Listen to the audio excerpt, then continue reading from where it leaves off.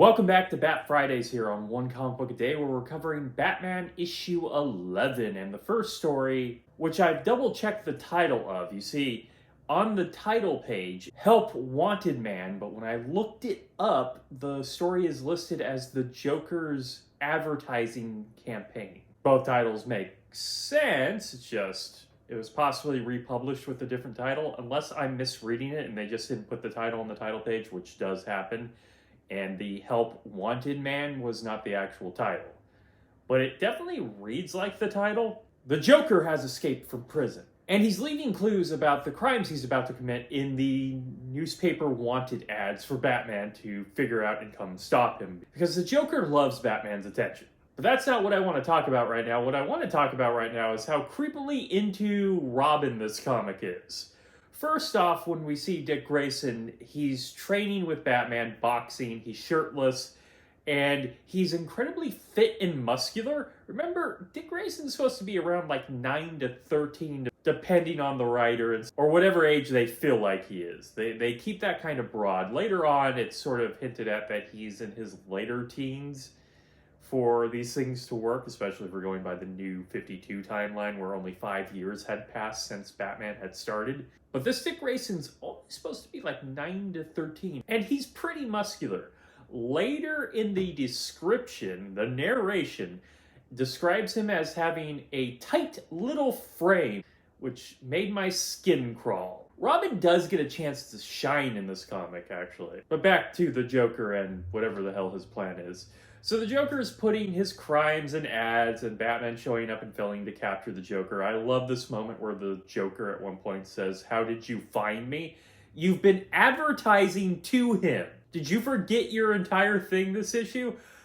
Well, he is crazy. Eventually, Robin figures out one of his plans involving a magic show where I kind of assumed this guy named Presto existed, but I'm guessing he didn't. But someone's talking to the PR man and refers to him as a PR man, and thought he did the ad, which is what Dick overhears. That leads him to know that this is all a Joker plan. He gets captured, but is able to send a message by grabbing onto the phone line. They kind of show up late because he was stuck in like a smoke-filled room, suffocating, and he's not breathing. But Batman won't give up on him, and he comes back to life, or is able to breathe again. However you want to read that. The second coming of Robin. Wouldn't that technically be Jason Todd? I'm getting way ahead of myself. That's the 80s. Eventually, though, as the story is running out of time, in the final crime, Batman kind of sees through it very quickly. It's also just not very well thought out by the Joker because we really need this to end soon. It happens so often that Batman just punches him around and through a window and apparently leaves him on the court steps, so as a gift to justice. I mean, it's amusing at times. It's just not the best Joker story. Actually, this is maybe the weakest Joker story. And that can actually be saying something at this point, because we've had a few weak Joker stories. He has definitely been more of the stronger presence, or at least the presence they really love bringing back and back and back. Like, we've still had like half as many Catwoman stories at this point, and a third of the amount of Penguin stories, but at least all these villains have a lasting staying power. Unlike half of like Superman's rogues.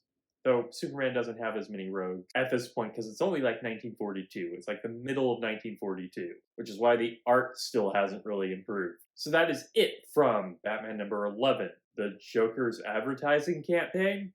Whatever title you like, you get that title. If you enjoyed this video, please like and subscribe, hit the bell icon to get notifications when new videos up. I do this Monday through Friday, but Fridays is Bat Friday, where I cover a Batman story, either Detective Comics or Batman. And please join me next time, same Bat Day, same comic book channel. Have a great day.